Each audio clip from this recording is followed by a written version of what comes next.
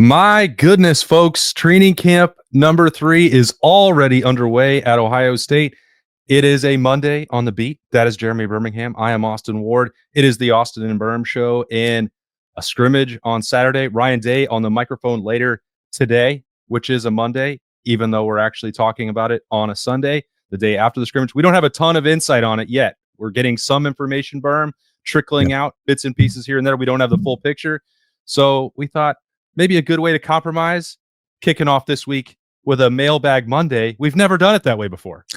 No, and I think it's fair. It's also, we want to talk about what we are hearing from the scrimmage, but I also think that there's a sense of like, if you say something, because a lot of people who are at these scrimmages and that we talk to, like their initial response is not great. It's always like, well, I need to cut the tape. I need to rewatch this. I need to double check this.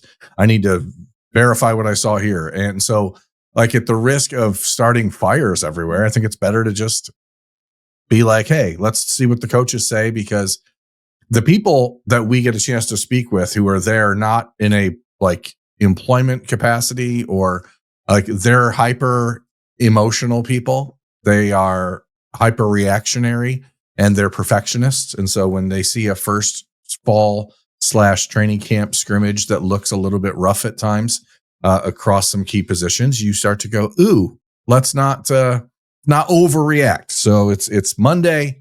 We're 2.5 weeks away, just under 3 weeks away from Ohio State's season opener. Plenty of time to react and overreact and underreact. Let's see what the coaches actually say on Monday when we talk to Ryan Day. Well, if there were people that were being employed to be there and they came out of the first scrimmage satisfied, that'd be the first time in my history covering college football that they're like, you know what? Right. The work's done. I'm super thrilled with what happened in the first scrimmage. It's going to be ugly. It's going to be grimy. It's going to be dirty. What you're hoping is that you make it out in one piece health-wise, which it seems like Ohio State did. And, they'll continue to check on that in the days ahead. But then you want to see some bright spots, things that you can grow on. And Ryan Day himself has always been of the mindset that you want to make some mistakes because you can't grow without failure. He is a perfectionist, but the secret about being one is that you're never going to reach that. And so if he or anyone at Ohio State or in the Woody Hayes Athletic Center on Saturday or the Horseshoe or wherever they are, if they left completely satisfied, that would probably be a bad sign.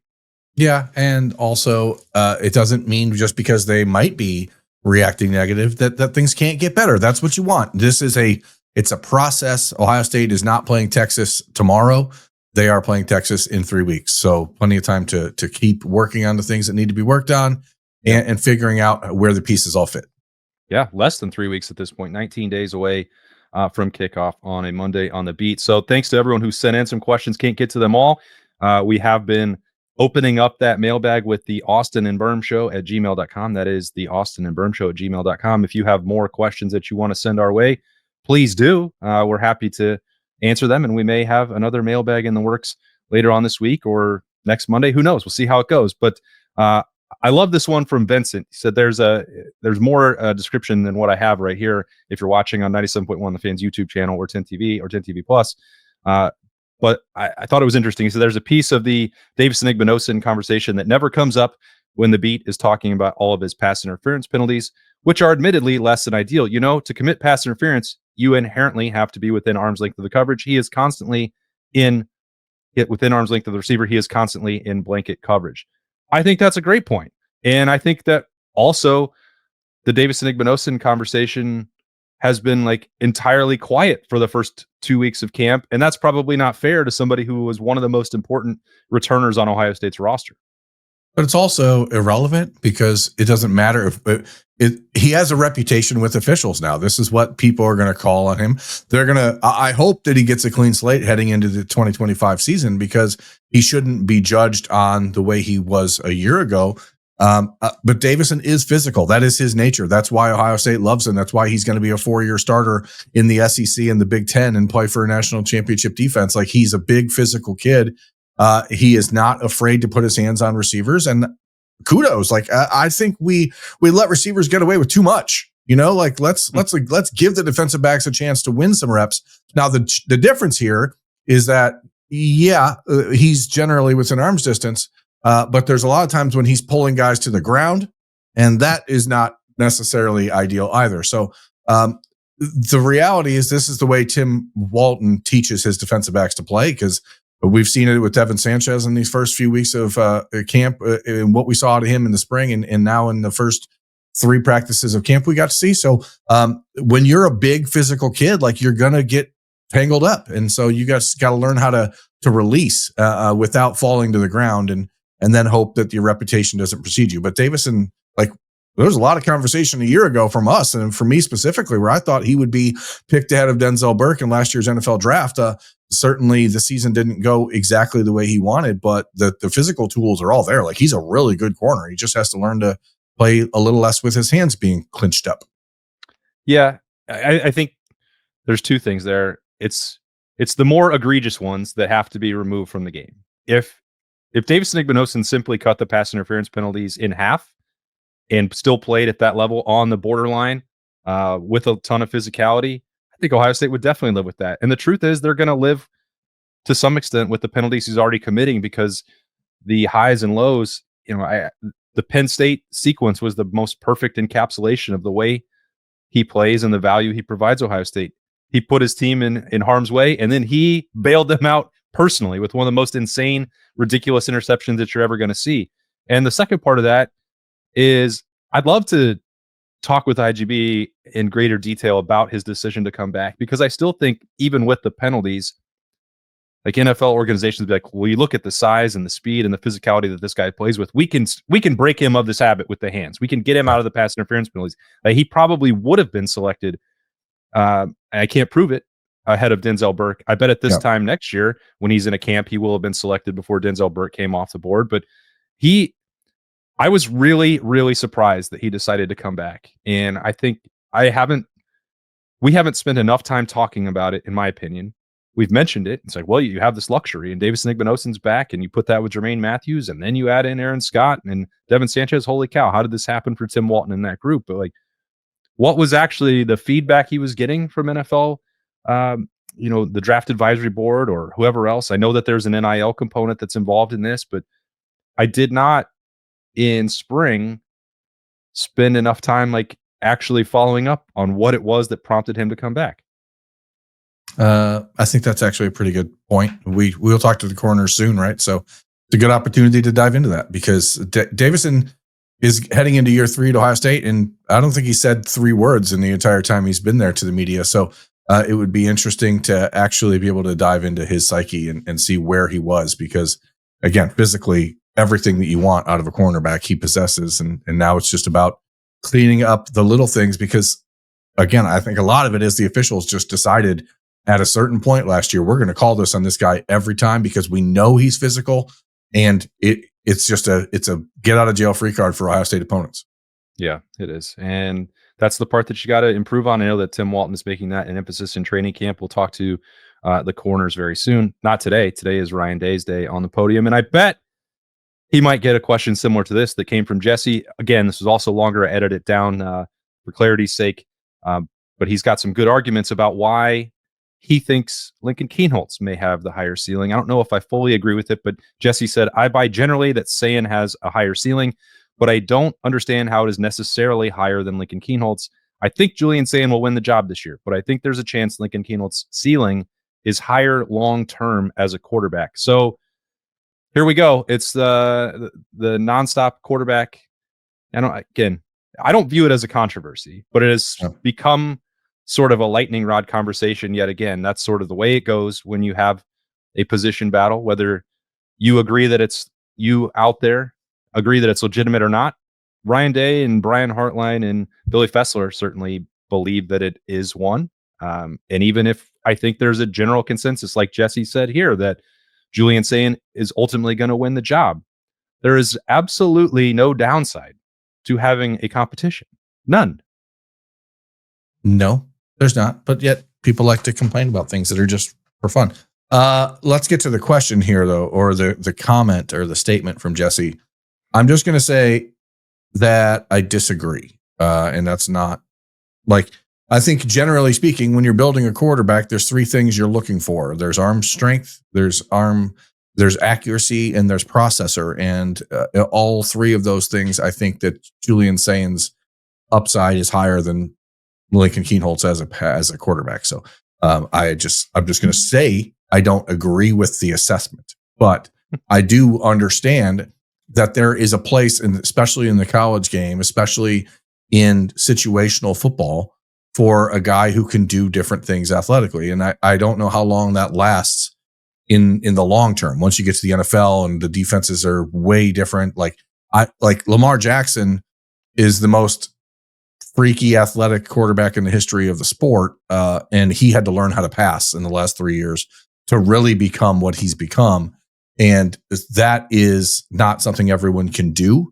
I'm not saying that Lincoln Kienholz couldn't do that over the next 10 years of his life. I'm sure because of his freakish athletic ability, like if he dove into one thing, I'm sure he could become really, really great at it. But I also don't know that it changes the fact that some guys are just born to be quarterbacks, and Julian Sain has that sort of panache about him. Yeah, I think it would take a very long time for it's impossible for me to know. The process of developing the arm talent that Julian Sain has naturally is a multi-year process probably for Lincoln Kienholz. And that's not to suggest that.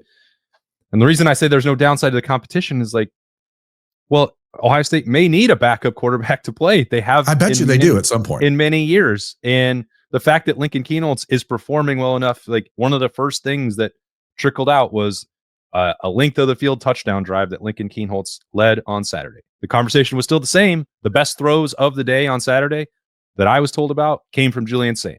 And some of the like team success came with Lincoln Kienholz, which is good. That's positive. That means Ohio State could build an offense around the skill set of either one. You and I have both said this over and over and over. My opinion hasn't changed. I think Julian Sain, because the arm talent is clearly better as we sit here right now, that's what makes me think when you're playing against Texas that's why he's going to be out there. Like, that's it. But it's not up to me or you. It's up to Ryan Day to decide that. And he's the one that's going to say, all right, if you think it's legitimate or not, he's going to say when the competition is over and he's ready to announce the winner. He's got the only vote that counts. Yeah. And Thursday when Big Ten Network had their media day at Ohio State, the interview with Ryan Day on their network basically was suggesting that he would like to have a sense of who the quarterback is going to be by the end of this week. People that I spoke with on Saturday following the scrimmage said, no, we're not close. So I don't know how you get from not close to I'd like to have an idea in the next 4 days. So I guess we'll see how quickly those things can move. But the reality is that neither Lincoln Kienholz nor Julian Sain has proven beyond a shadow of a doubt that they are consistent enough to be viewed as the guy right now. And so how do you get there? The conversation about ceiling and floor, which we've had repeatedly for the last few weeks, I think is relevant, but it's also kind of unimportant until one of these guys takes the job, because until then it's just this roller coaster and this wave that is making it very difficult for Ryan Day to say, this is my guy, and move forward. And then you can really figure out what someone's ceiling is, or because, even for a guy like Lamar Jackson, again, he's so good, so electric with his legs in his first couple years of his NFL career that he was still the starting quarterback for one of the best teams in the NFL. I don't think Lincoln Kienholz long-term is going to get that opportunity unless he goes out and really blows people out of the water at Ohio State. Like, Lamar Jackson won a Heisman. Yeah. But I think that's also why I expect this conversation to continue throughout the second scrimmage, which I believe is scheduled for Saturday. That's the one where they should just let us go to that. Yeah, they should. That'd be helpful, especially if that's going to be the final clarity. But I doubt that we get that opportunity very much. But what if we all got to go and we had, like in an auction when you hold up a sign, like if everyone had a sign that had a Lincoln face and a Julian face, and every time like a play was made, like you just raise a face to determine their voting. And then at the end of the day, you're like, well, that guy's face was the most face of the day. And then we're like, oh, he's the face from now on. I think that's a very bad idea, but I'm glad you're working on it. We'll figure out another option. Workshopping it. But thanks to Jesse for sending in that question and comment to us. Very, very appreciated. Just like we got this one from Kyle, which he was talking about NFL teams threatening to move to Los Angeles to get leverage locally. And he said, with the frustrations Ohio State has had with the current television contract, do we think that the Buckeyes could take a page out of the NFL playbook and threaten a move as leverage? If Fox and Big Ten don't listen, could the Buckeyes feign interest in joining the SEC to get concessions on either more premier home games or in primetime or greater financial compensation for carrying the Big Noon water? Thanks to Kyle for that question. And I will start by prefacing it with Ohio State is actually not that frustrated. So I think that that's an important place to begin. They like the money, and money's good. Yeah, money, please. They want the money, and they like having the most lucrative television contract in sports. I do think that it is true that they would like slightly more flexibility. Let's say one marquee game that actually gets to primetime. Or if that's not going to be the case, that they would go to the negotiating table and say that Ohio State deserves a greater slice of the pie because Big Noon Kickoff has been built almost exclusively on the backs of Ohio State's fandom, its program, and its name recognition on noon on Saturdays, the audience that they bring in. But that is not a conversation that can really even occur until after the 2029 season, when this current iteration of the broadcast partnership expires. So, I know 100% Kyle and other fans, they want primetime games. I get it for sure. I don't think that their frustration carries over to the exact same level that it does at Ohio State. In fact, I know that that's not the case. I think it's a little bit of this, a little bit of that. I mean, everyone wants, you do as a player, you go to Ohio State to be involved in those big time games. I think it was Peyton Pierce last week on the Ohio State football Twitter/X account talking about, they're doing the this or that or whatever presented by Emerson or whatever it is, some TV thing. And he repeated, I want to play night games. I want to play the night games in the shoe. It's different. And they are different. But I think by the time this TV deal runs out, all of college football will have completely changed again anyway. We'll probably be on to, the 4 super leagues, and we'll have 16 teams in the playoff. And there's only going to be I can't imagine that you have such a segmented TV contract the next time around anyway, where it's like, so one league with one network. I think we'll see that change again, and then it'll be back to normal. This is the way it is. It's like the uniform conversation, right? The jersey conversation. People wanting the heritage stripes on the jerseys and all that stuff. Like this is the way it's been for 20 years. It's kind of annoying. No one likes it. But next year it'll be different. So there you go. We just got to push through it. The only way through is through sometimes. That's true. I actually don't believe that. I used to think that the Super League was the answer and everyone would be on board with that. But there is no real difference between the Big Ten and Fox. Like they own each other. And I don't think that they have a great incentive to go partner with the SEC. So, no, but I hope that eventually all these leagues realize that it's silly. Like the NFL now owning 10% of ESPN, like it makes it very, very difficult to watch the SEC, for example, and watch ESPN and not know that they're in bed together. Like it makes it like that in a sport that's supposed to be objective and is supposed to have some sort of objectivity when it comes to deciding champions and playoffs. And like, I just think that eliminating a lot of these mixed messages is a good idea. So I just would like no league to be represented by one network, but that's just me. Yeah. Well, that ship has sailed, bud. I'm sorry on that. Yeah. I mean, I don't get to make the rules and no one cares what I say. So, but I do think, Kyle, to the last part of that question, like Ohio State is more vocal when it comes to conversations with Tony Petitti, involvement with Fox execs. Fox does not want to alienate its most valuable brand. If it has to make some concessions, be they financial or flexible in terms of kickoff times, they will make them. They're just at this exact moment. Let's say I was thinking about this with if they put a cap on the number of times that any program could appear on Big Noon, that would basically only be applying to Ohio State. But even if it was 3, because the Fox can't just give away its ability to market at least the 3 best of Ohio State's games, like then what are you left with? You know, you'd have the same schedule that you have right now, except maybe I don't know, Minnesota would be at night. It got that, and that is that what? But is that better? I mean, is that better for people? Because I think people see the schedule and they're like, well, we want the Texas game at night. We want the Penn State game at night. And the average fan, I think, is like, Minnesota, who cares? Noon is fine. But like, I actually think Minnesota at night would be pretty awesome. Like, I think any opportunity to get at night, that to me is the bigger issue. I don't even give about Texas and Penn State being on at noon. I care that they're not putting the Minnesota game at night. Like, instead you're getting Ohio, because it's not just Fox that's screwing over Ohio State in these windows. It's also then the BTN, and then it's also Peacock and NBC. So all these people are determining what Ohio State does, and none of it Ohio State gets to determine none of it. Like, if you played Minnesota at night, Minnesota's a good team. Like, that'd be a hell of a game at night. Like, that'd be a good. Now, is it Texas? Is it Penn State? Is it Michigan? No, but like, is it Grambling State or Ohio? No. You know, we've seen plenty of good Ohio State Big Ten. 2018, Penn State was not a great team, and they were at night. I mean, even the Nebraska games we've had at night have been good. The Michigan State with the blackout uniforms and that stuff, like, that's cool. Like, just put the games at night, but they don't all have to be at noon. Yeah, I know that's where the frustration is. Playing 6 straight weeks at noon gets old for everybody.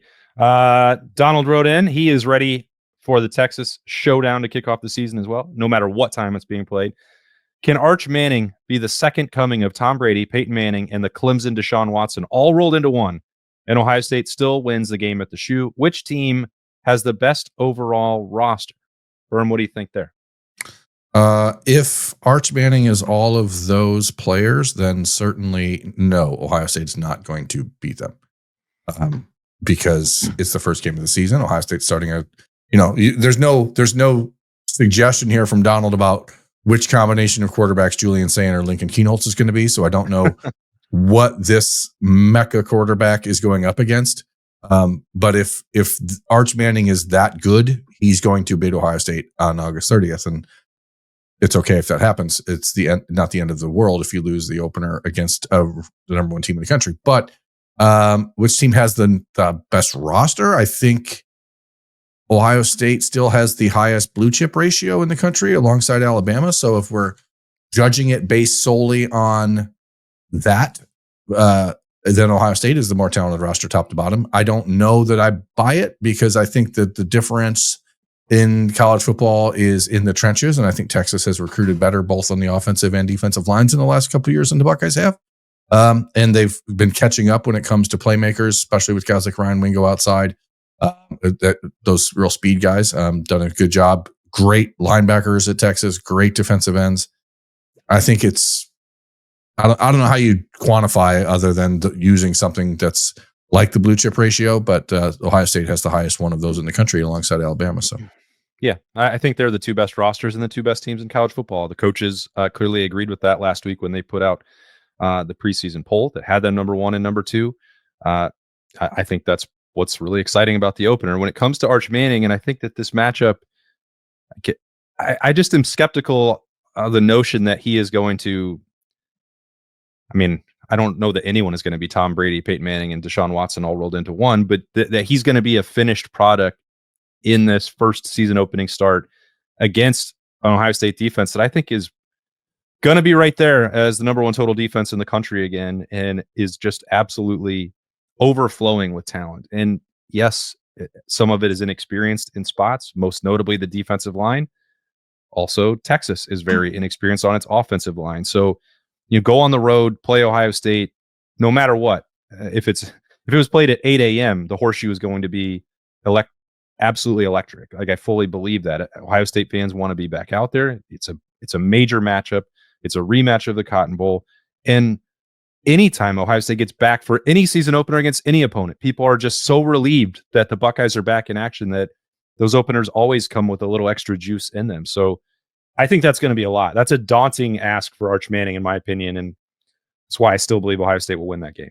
Yeah, and especially because the Texas offensive mind meld, the brain trust, has no idea what this Ohio State defense is going to be, based on the fact that you're looking at a completely new defensive coordinator, and Ohio State gets to see a similar version of what Texas was a year ago because they didn't have a change at offensive or defensive coordinator, and Ohio State had both. So I think this is a great test for Arch Manning to determine exactly where he's at in his development, but I expect he will play very well. I do not expect he will be the greatest quarterback to have ever lived in his first start of the season against Ohio State at Ohio State. Be pretty wild if he was. John, I mean, he's going to be good. So he's going to be good. I don't doubt that. But John would like to know if, as he's looking at Ohio State's defensive roster, which we just talked about, which I think is going to be number one in total defense again this year, they are loaded with talented, physically gifted studs.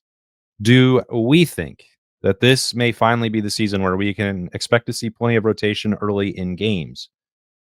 The defensive line has rotated early in games. I think we're going to see that. Are the linebackers going to rotate? Well, I think they're going to play 3. So to some extent, I think we'll see that earlier in games.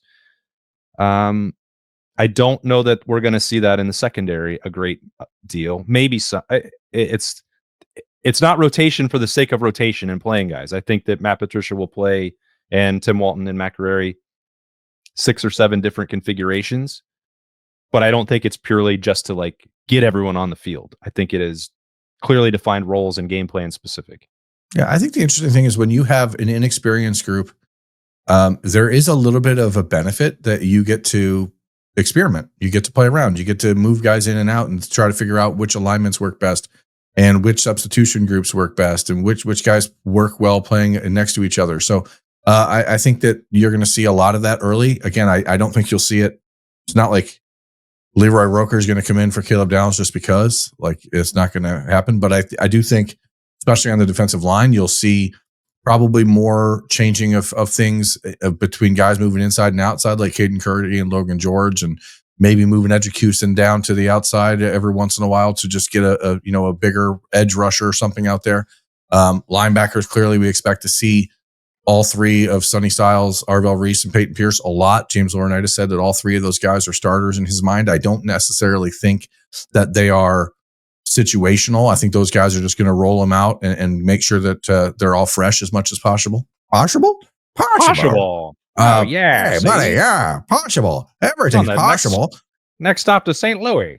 Say, buddy. But I do think that you do have some flexibility here because you're not hemmed into saying, well, Jack and JT have to be out there. Tyleek has to be out there. Like, you're going to see what you're going to get. I do think that you will see it more often. I think Ryan Day has been very, very clear that he is learning on the fly. And last year, it seems, taught him a lot about roster management and how to keep people healthy and how to use people more frequently. So I think that's going to be a part of the puzzle. But I think it's because it has to be until you find out who your dudes actually are. Yeah, that's true. And again, it's why this schedule would have been way more conducive to ramping up with Grambling, Ohio, and then playing Texas, but they don't have that opportunity, and it's obviously way too late for that now. I laughed when we got this from Michael, so we'll end on a little bit of a lighter note. He said, since CJ Donaldson is Knuckles to James Peoples' Sonic, we should ask CJ if he wants Knuck If You Buck to be his theme music. I don't know if that is going to qualify with Ross Bjork's think honor tradition, but don't think traditionally. I don't know if we're going to hear Knuck If You Buck in the horseshoe. I'm going to be real honest. I don't know what that is. I'm sure if I heard it, I would recognize it, but I wouldn't be able to be like, oh yes, that is of course Knuck If You Buck by Crime Mob. So I don't know. Well, don't play it right now because I can't play it because I don't want to be demonetized. But I'm reading the lyrics. No, don't do that either. I can't read them out loud. No. I'm unable to read them aloud. But I like the chorus. It's just Knuck If You Buck Boy, Knuck If You Buck Boy. So great, let's do it. No, it's not going to happen. Let's not do it. Okay. I don't think so. They should just play the Sonic theme music. Sonic and Knuckles theme song. Let me see if I can.